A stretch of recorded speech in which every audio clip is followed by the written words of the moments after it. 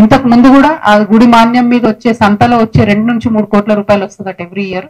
ఆ 2-3 కోట్ల రూపాయలు కూడా స్వామివారికి ఏం పోదు, వేణుగోపాల స్వామివారికి ఏం పోదు, అది టౌన్ మున్సిపాలిటీ వాడుకుంటది. కానీ ఇప్పుడు పరిస్థితి ఏంటంటే మొత్తం 32 acres ప్రైవేట్ ల్యాండ్ అని చెప్తున్నారు. చెప్తే మొత్తం పెబ్బేరులో ఉండే ఆర్థిక వ్యవస్థ అంతా దెబ్బతింటది. ఆ సంత మీద ఆధారపడి అనేక మంది ఉంటారు, చిన్న చిన్న వ్యాపారాలు చేసుకునే వాళ్ళు ఉంటారు. కాబట్టి మొత్తం పెబ్బేరు ఎకనామీ అంతా కూడా డిస్టర్బ్ అవుతుంది. కాబట్టి ఆ 32 acres కి సంబంధించి కనీసం దేవుడి గుళ్ళన్నా సిగ్గుపడి వదిలేయాలని చెప్పి నేను దాని వెనుక ఉన్నటువంటి పెద్ద మనుషులందరినీ కూడా హెచ్చరిస్తా ఉన్నాను. ఎందుకంటే ప్రజలైతే ఊరుకునే పరిస్థితి లేరు. అఖిలపక్షం పెట్టుకొని పోరాటాలు చేసిండ్రు, దాన్ని ఆపిండ్రు, సైట్ మీదకి పోతే అక్కడ గొడవ చేసి కూడా ఆపడం జరిగింది. కాబట్టి ఇది డెఫినెట్ గా ప్రజల నుంచి వస్తున్న విషయాన్ని హెచ్చరికగా భావించి ఆ కబ్జా కోర్లను సపోర్ట్ చేయడం పెద్ద పెద్ద నాయకులు బంద్ చేసుకోవాలని కూడా ఈ సందర్భంగా నేను డిమాండ్ చేస్తా ఉన్నాను. అట్లనే డంపింగ్ యార్డ్ పెబ్బేరులో తీసుకుపోయి మోడల్ స్కూల్ పక్కన పెట్టారు, పక్కనే స్కూల్, పిల్లలకు ఇబ్బందిగా ఉంది, దాన్ని దయచేసి తొలగించాలని కోరుతున్నాం. పెండింగ్ బ్రిడ్జెస్ ఉన్నాయి, ఇంట్రెస్టింగ్ ఉంది యాక్చువల్లీ. పెబ్బేరు నుంచి రంగస్వామి శ్రీరంగస్వామి టెంపుల్, శ్రీరంగస్వామి టెంపుల్ పోయే తొవ్వంతా కూడా దాదాపు 11 బ్రిడ్జిలు ఉన్నాయి. అన్ని బ్రిడ్జిలు ఫౌండేషన్ వేసి పెట్టేసిండ్రు. మరి కాంగ్రెస్ ప్రభుత్వం దాన్ని కొనసాగిస్తలేదు. గవర్నమెంట్ అంటే ఏదైనా కంటిన్యూస్ ఉండాలి, ప్రజలకు ఇబ్బంది కావద్దు, దయచేసి దాన్ని కొనసాగించాలని చెప్పి నేను గవర్నమెంట్ ని కోరుతా ఉన్నాను. అదేవిధంగా మరి వనపర్తిలో కూడా సేమ్ స్టోరీ చెప్తున్నారు, కబ్జా స్టోరీ మార్కెట్ కి సంబంధించి. మరి కబ్జాలు ఏందో ఈ గోల్ ఏందో నాకు అర్థమైతలేదు. అది దీని గురించి ఎంక్వైరీ చేస్తా ఉంటే మీ జర్నలిస్టులకు ఇచ్చిన ఇండ్లు కూడా మళ్ళీ ఇప్పుడు వచ్చిన గవర్నమెంట్ కూడా తీసేసుకుందని చెప్పి తెలియజేస్తా ఉన్నారు. జర్నలిస్టులకు ఓన్లీ 2 దగ్గరలో నాకు తెలిసి ఇచ్చినాం. మా నిజామాబాద్ లో ఒకసారి 5 ఎకరాలు ఇచ్చినాం మేము. ఇస్తే దాన్ని కూడా ఇప్పుడు గవర్నమెంట్ రాగానే రద్దు చేసేసింది. ఇక్కడ ఒక 84-90 మందికి ఇస్తే ఇక్కడ కూడా గవర్నమెంట్ రద్దు చేసిందట. కాంగ్రెస్ గవర్నమెంట్ గుర్తుపెట్టుకోవాలి, జర్నలిస్టులతో పెట్టుకున్న వాళ్ళు ఎవరు బాగుపడలేదు చరిత్రలో. దయచేసి వాళ్ళకి ఇయ్యక అక్కడనో ఇక్కడనో ఇచ్చినటువంటివి వాళ్ళకి యాస్టీస్ గా ఉండేటట్టు చూడండి. సరే ఇంకెవరికన్నా రాలేదు అంటే ఇంకా కొన్ని యాడ్ చేసి ఇవ్వండి, కానీ ఇచ్చిన వాళ్ళకి గుంజుకోవడం అయితే చాలా దారుణం అని చెప్పి ఈ సందర్భంగా నేను తెలియజేస్తున్నాను. మరిగా ముఖ్యంగా తెలంగాణ తెచ్చుకున్నదే నీళ్లు, నిధులు, నియామకాలు అనేటటువంటి concept. So Palamuru Rangareddy complete అయితే మొత్తం ఉమ్మడి మహబూబ్ నగర్ జిల్లాకు బెనిఫిట్ అవుతుంది అనుకున్నాం. రేవంత్ రెడ్డి గారు ఎప్పుడు ఒక మాట చెప్తా ఉంటాడు, నేను ఇదే జిల్లాలో పుట్టినా, ఇదే జిల్లాలో పెరిగినా, నేను పాలమూరు పులిబిడ్డనని చెప్తా ఉంటాడు. మరి పాలమూరు రంగారెడ్డి ప్రాజెక్ట్ కి అప్పుడు 33,000 కోట్లతో ప్రారంభమైన ప్రాజెక్టు ఇప్పుడు 52,000 కోట్లకు చేరుకున్నది ఎస్టిమేట్. కేసీఆర్ గారు ఉన్నప్పుడే 20,000 కోట్ల వరకు ఖర్చు పెట్టేయడం జరిగింది. ఇంకా కొంత అదనంగా ఫండ్స్ పెట్టుకుంటే కనీసం సగం కన్నా నీళ్ళు వస్తాయి. అంటే యాక్చువల్ గా 9 లక్షల ఎకరాలకు నీళ్లు రావాలి. రేవంత్ రెడ్డి గారు ఇంకా కొంచెం అదనంగా ఒక 10,000 కోట్లు ఖర్చు పెడితే సగం అట్లీస్ట్ 4.5 లక్షల ఎకరాలకు నీళ్ళు వచ్చే ఆస్కారం ఉన్నది. అంటే ఒకటే ఒక పెండింగ్ పాయింట్ ఏంటంటే Narlapur reservoir to Yedula reservoir ఒక 3.5 కిలోమీటర్ల స్ట్రెచ్ ఫినిష్ చేస్తే ఆల్రెడీ ఒకసారి వెట్రన్ చేసి ఉన్నారు. శ్రీశైలం నుంచి ఒక టీఎంసీ ఎత్తిపోసారు. కాబట్టి అట్లీస్ట్ ఒక సగం 4.5 లక్షల ఎకరాలకు మాత్రం నీళ్ళు వస్తాయి. దాని మీద దృష్టి పెట్టాలని చెప్పి నేను కోరుతా ఉన్నాను. నేను ఏదుల రిజర్వాయర్ కి ప్రెస్ మీట్ తర్వాత వెళ్ళడం జరుగుతుంది. అక్కడ ఊర్లు అన్ని కూడా R&R ప్యాకేజ్ అంతా కూడా ఇచ్చున్నాం, అయినా కూడా కంప్లీట్ కాలేదు. మరి అంతకుముందు నిరంజన్ రెడ్డి గారు ఏదుల రిజర్వాయర్ పూర్తి చేసి 1,00,000 ఎకరాలకు నీళ్ళు ఇస్తా అని చెప్పారు. వారు కూడా పూర్తి చేయించలేకపోయినారు. మరి ఒక్క అదనపు ఎకరానికి కూడా నీళ్ళు లేకుండా, ఒక్క ప్రాజెక్టుకు నీళ్ళు లేకుండా నిరంజన్ రెడ్డి గారు ఆయనకైనా పేరు నీళ్ళ నిరంజన్ రెడ్డి అని పెట్టుకున్నారట. మరి అది ఎందుకు పెట్టుకున్నారు నాకైతే ఇంతవరకు అర్థం కాలేదు. కనీసం ఒక్క ఎకరానికైనా నీళ్ళు ఇవ్వాలి కదా. పాత ఈ చెరువులు, కుంటలు ఇదివరకు ఉన్నాయే వాటి కనెక్టివిటీ చేసేసుకొని నేనే నీళ్ళు ఇచ్చేసిన అని చెప్పి పేరు పెట్టుకున్నారు. అది కరెక్ట్ కాదని చెప్పి నేను భావిస్తా ఉన్నాను. మరిగా ముఖ్యమంత్రి గారు ప్రధానంగా ఇవాళ ఒక మాట చెప్తుంటాడు పదే. ఇక్కడ ఆ మాట చెప్పాలి. ఏమంటాడు ఆయన, నేను అచ్చంపేటలో పుట్టినా, వనపర్తిలో చదివినా, కొడంగల్లో గెలిచిన, అంటే నాకు మొత్తం మహబూబ్ నగర్ జిల్లాతో సంబంధం ఉందని చెప్తా ఉంటారు. మరి అలా వనపర్తిలో మీరు చదువుకుంటే, మేము ఇప్పుడే కాలేజ్కి వేస్తున్నాం, పాలిటెక్నిక్ కాలేజ్కి, రాజావారి కోట అది ఆయన అప్పుడు డొనేషన్ చేసినటువంటిది. మరి ఎందుకోసము దాన్ని మీరు పట్టించుకుంటలేరు? బీఆర్ఎస్ గవర్నమెంట్ ఇదివరకు 23 కోట్లతో జీవో ఇస్తే కాంగ్రెస్ గవర్నమెంట్ రాగానే క్యాన్సిల్ చేసేసి, ఎందుకు అవసరం ఏముంది? మీకు 23 కాకపోతే 100 కోట్లు ఇవ్వండి. అల్టిమేట్ గా పాలిటెక్నిక్ కాలేజ్ ని దయచేసి కాపాడండి. ఎందుకంటే 850 మంది పిల్లలు ఉన్నారు. అందులో ఆడపిల్లలకు హాస్టల్ లేదు, మగపిల్లలకు హాస్టల్ లేదు. ఘోరమైన పరిస్థితి ఉంది. బీఆర్ఎస్ కూడా ఏం మొదటి నుంచి ఇవ్వలే. చివరి 1 ఇయర్ ముందు గవర్నమెంట్ లోంచి దిగిపోయే ముందు అప్పుడు ఇచ్చిండ్రు. అది కూడా జీవో ఇచ్చినాక ఓన్లీ 8 crores టెండర్ అయింది. అందులో కాంగ్రెస్ గవర్నమెంట్ రాగానే 8 crores కూడా తీసిపడేసి. అంటే ఈ కక్షపూరితమైన వ్యవహారం వల్ల మధ్యలో ఎవరు సఫర్ అవుతారు? పిల్లలు సఫర్ అవుతారు. అక్కడ ఎంత దారుణంగా ఉందంటే 50 మంది టీచర్లు ఉన్నారు. టీచర్లు చెప్తారు కనీసం ఇంకా 50 మంది కావాలి అని చెప్పి. కానీ ఆ స్టాఫ్ కొరత, ఆ మొత్తం ఎక్కి చూసిన ఎక్కడ చూస్తే అక్కడ పాములు, కంప్లీట్ గా అసలు వాడలేనటువంటి పరిస్థితుల్లో కూడా పాపం పిల్లలు సర్వైవ్ అవుతున్నారు. కాబట్టి దయచేసి ప్రభుత్వం దృష్టి పెట్టాలని చెప్పి కోరుతున్నాం. మాకు ప్రత్యేకించి తెలంగాణ జాగృతికి సాంస్కృతిక సంపదను కాపాడడం అనేది ప్రధానమైన అంశంగా ఇన్నేళ్లు మేము పనిచేసినాం. కాబట్టి February 13 వరకు ఈ ప్రభుత్వానికి మేము గడువు ఇస్తున్నాం. మీరు రంగులు వేయండి, రిపేర్ చేయండి. February 13 ఎందుకంటే అప్పటి వరకు మా జనంబాట కార్యక్రమం కొనసాగుతుంటది. కాబట్టి అప్పటి వరకు మీరు చేయకపోతే February 13 తర్వాత మేమే వస్తాం, మేమే రంగులు వేసుకుంటాం, మేమే రిపేర్ చేస్తాం, మేమే ప్రజలకు సౌలత అయ్యేటట్టు చేస్తాం.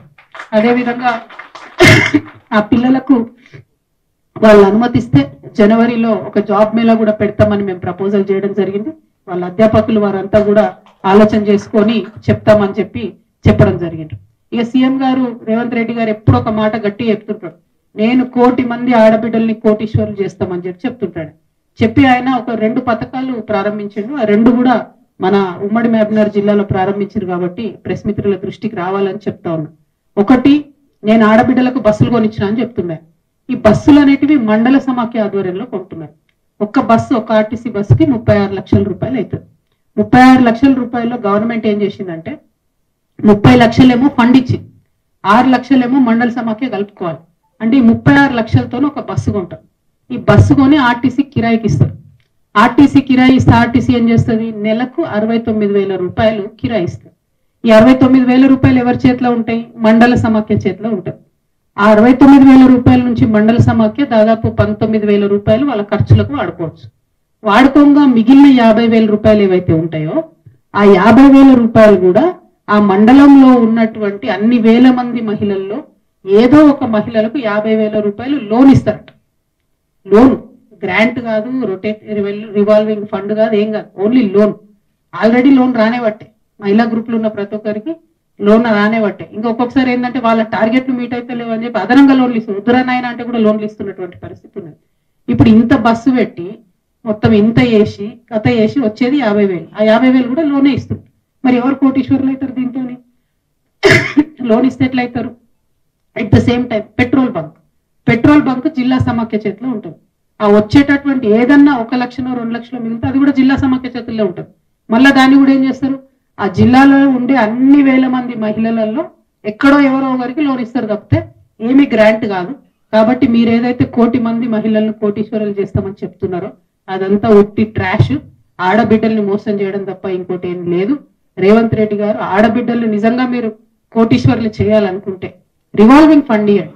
ఒక్కొక్క ఆడబిడ్డ ఏదైనా చిన్న వ్యాపారం పెట్టుకోవాలంటే 5-6 లక్షల వ్యాపారం పెట్టుకోవాలంటే 3 to 4 lakhs మీరు ఫండ్ ఇచ్చేయండి. డైరెక్ట్ ఒక 2 lakhs లోన్ ఇవ్వండి. ఆమె ఎదుగుతుంది, ఏదైనా కొనుక్కుంటుంది, దాంతో కొంత డెవలప్మెంట్ అవుతుంది. అట్లా చేయలేకపోతే మీరు అబద్ధాలు చెప్పడం బంద్ చేయండి. కోటీశ్వర్లను చెప్తామని చెప్పి మసిబూసి మారేడుకాయ చేయడం కరెక్ట్ కాదు. మీరు నిజంగా అచ్చంపేటలో పుట్టి వనపర్తిలో చదివి కొడంగల్లో గెలిచిన అంటే అచ్చంపేటలో ఉన్న ఆడబిడ్డలకు తులం బంగారం ఇవ్వండి ఫస్ట్. వనపర్తిలో ఉండేటటువంటి ఆడపిల్లలకు స్కూటీలు ఇవ్వండి ఫస్ట్. కొడంగల్లో ఉన్నటువంటి మా మహిళలందరికీ కూడా 2,500 రూపాయలు ఇవ్వండి ఫస్ట్, మంత్లీ ఇస్తామన్నది. అవి ఇస్తే వాళ్ళు ఏమైనా డెవలప్ అవుతారు. కానీ ఉట్టిగా అబద్ధాలు చెప్పడం చాలా దారుణం. ఇంకొకటి ఏం చేస్తారు, మన తెలంగాణ బిడ్డలందరం బాగా సెంటిమెంటల్ పీపుల్. బతుకమ్మకు చీరలు ఇచ్చుకునేది ఇదివరకు, ఆయన అది తీసేసిండు. ఆయనకు అసలు సెంటిమెంట్ తెలంగాణతో మీ ముఖ్యమంత్రి గారికి సంబంధం లేదు. ఏంది సంబంధం ఆయనకు? ఇందిరమ్మని మస్కా కట్టాలి, ఇందిరమ్మ వాళ్ళ ఫ్యామిలీని మస్కా కట్టాలి. ఇప్పుడు ఇందిరమ్మ పేరుతో చీరలు ఇస్తుంది. సరే ఇస్తున్నారు, ఓకే. అందరికి ఇస్తున్నారు? లేదు, ఓన్లీ గ్రూప్లలో ఉన్న మహిళలకే ఇస్తారు. అంటే మరి వేరే ఆడబిడ్డల ఓట్లు అవసరం లేదా మీకు? నేను ఇవాళ ముఖ్యమంత్రి గారిని డిమాండ్ చేస్తా ఉన్నా, 18 సంవత్సరాలు నిండినటువంటి ప్రతి తెలంగాణ ఆడబిడ్డ కూడా మీరు చీర ఇవ్వాలి. 1. 2, మీరు ఇచ్చేదే 150 రూపాయల చీర. ఆ 150 రూపాయల చీర కోసం ఇప్పుడు ఏం చేస్తారంటే ఈ మహిళా సంఘాలు నడిపేటోళ్ళు VOAలు అని ఉంటారు. ఆ VOAలు వచ్చిన ప్రతి ఒక్కరిది ఫోటో తీసుకోవాలి, పేరు రాసుకోవాలి, డీటెయిల్ రాసుకోవాలి. ఈ మాత్రం దానికి హైదరాబాద్ లో ఉన్న ఆడబిడ్డలు కూడా వనపర్తికి రావాలి, ఇక్కడ ఫోటో దిగాలి, తీసుకోవాలి. అంటే ఒక్కొక్కరికి ఒక్కొక్క అర్ధగంట పడుతుంది ఆ VOAలకి. సరే అర్ధగంట పట్టినా పని చేద్దామంటే ఇప్పుడు ప్రెషర్ ఏంది? 2 రోజులలో మీరు చీరలు ఇచ్చేయాలి, ఎందుకంటే ఎలక్షన్ కోడ్ వస్తుంది. ఏమాగం ఇది. అంతకుముందేమో ఇందిరమ్మ పుట్టినరోజు దగ్గర నుంచి సోనియమ్మ పుట్టినరోజు దాకా వస్తామన్నారు. అసలు వాళ్ళతో ఏం సంబంధం మనకు తెలంగాణకు? ఓ పండగకి ఇచ్చింది కాదు, దసరాకి ఇచ్చింది కాదు, దీపావళికి ఇచ్చింది కాదు, ఓ రంజాన్కి ఇచ్చింది కాదు, క్రిస్మస్కి ఇచ్చింది కాదు. ఈ ఇందిరమ్మ ఏంది, ఆ సోనియమ్మ ఏంది, మళ్ళీ మన ఆడబిడ్డలు ఇబ్బంది పెట్టడం ఏంది, ఇవన్నీ చేసి 150 రూపాయల చీర. అప్పుడు కూడా ఏం చేసినాం మనం? మనం ఇచ్చినటువంటి బతుకమ్మ చీరలు బీఆర్ఎస్ గవర్నమెంట్ లో ఆధార్ కార్డు పట్టుకొని ఇచ్చేసి అయిపోతుండే. దానికి ఏముంది, ఇంట్లో ముగ్గురు ఉంటే ఒక ఆమె 3 ఆధార్ కార్డులు వచ్చి తీసుకుపోతుంది. అలా పెద్ద విషయం ఏమున్నది, అది సెంటిమెంట్ లో చిన్న గిఫ్ట్ లాగా ఇచ్చే ముచ్చట. దాన్ని ఇంత కాంప్లికేట్ చేసి ఇంత ఒత్తిడి క్రియేట్ చేయడం అన్నది కరెక్ట్ కాదు. అన్నిటికన్నా ఎక్కువ నేను చాలా బలంగా నమ్మేది ఏంటంటే, ఇప్పుడు ముఖ్యమంత్రి గారు ఒక పథకం పెడుతుండే. ఏంటది? నేను 1 కోటి మంది ఆడబిడ్డల్ని గ్రూప్లలో వేస్తాడు. ఇది ఎందుకు కాదు, ఆడబిడ్డల పేరుతో లోన్లు తెచ్చుకోవాలి, ఆయన వాడుకోవాలి, కాంట్రాక్టర్లకు డబ్బులు ఇచ్చుకోవాలి. అంతకు మించి ఇంకో ఆలోచన లేదు. ఇప్పుడున్న గ్రూపులు పెంచండి, కానీ పెంచితే వాళ్ళకు ఉపయోగపడేటట్టు పెంచండి. మీకు ఉపయోగపడేటట్టు వాళ్ళ పేరు మీద మీ గురువు గారు లాగా ప్రపంచ బ్యాంకుకి మా తెలంగాణ ఆడబిడ్డల యొక్క శ్రమను కుదవబెట్టే పని చేయొద్దని చెప్పి నేను డిమాండ్ చేస్తా ఉన్నాను. ఇక వనపర్తి జిల్లాలో ఎక్కడ తిరిగినా నిన్నటి నుంచి తెలంగాణ వాదులు, ఉద్యమకారులు, బీఆర్ఎస్ పాత నాయకులు, కొత్త నాయకులు అందరూ కూడా బాధపడుకుంటూ ఫోన్ చేస్తున్నారు. నిరంజన్ రెడ్డి గారి వల్ల వనపర్తి జిల్లాలో మళ్ళా బీఆర్ఎస్ పార్టీ జన్మలో కోలుకోలేని దెబ్బ పడ్డది.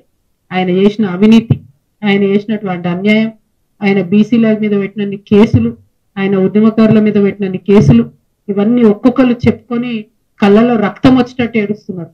మరి అన్నిటికన్నా ఎక్కువ ఆయన ఒక్కటి కాదు 3 ఫామ్ హౌస్లు కట్టుకున్నారు. ఆయన ఒక్కసారి ఎమ్మెల్యే అయితే, ఒకసారి మంత్రి అయితే 3 ఫామ్ హౌస్లు కట్టుకున్నారు. కట్టుకుంటే సరే కష్టార్జితం మీద కట్టుకున్నాడో, తన పిల్లలు పంపిస్తే కట్టుకున్నా అని ఆయన చెప్తున్నాడు. ఇబ్బంది లేదు, కానీ అందులో అసైన్ భూములు ఉన్నాయని చెప్తున్నారు. అందులో ఆర్డీఎస్ కోసం సేకరించినటువంటి భూములు ఉన్నాయని చెప్తున్నారు. మొత్తానికి మొత్తం కృష్ణా నది కంప్లీట్ గా ఒక కాలువ అంతా మీ ఫామ్ హౌస్ లకు వెళ్ళిపోతుందని చెప్తున్నారు. దాని మీద మరి ఎందుకు ఇప్పుడు కాంగ్రెస్ గవర్నమెంట్ ఎంక్వైరీ చేస్తలేదు? ఏం అండర్స్టాండింగ్ ఉన్నది? 101%. మరి నిరంజన్ రెడ్డి గారు చేసినటువంటి అవినీతి కేసీఆర్ గారికి తెలియదా? లేకపోతే ఈ అవినీతి పైదాకా పోకుండా హరీష్ రావు గారు కాపాడినరా?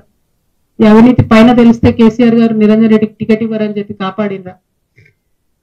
ఇప్పుడైతే మీడియా ద్వారా నేను కేసీఆర్ గారి దృష్టికి తీసుకెళ్తుంది. ఇక్కడ ఏ ఒక్క చిన్న పిల్లగాని కదిలిచ్చినా కూడా గొల్లుమని చెప్పి ఆయన అవినీతి గురించి చెప్తా ఉన్నారు.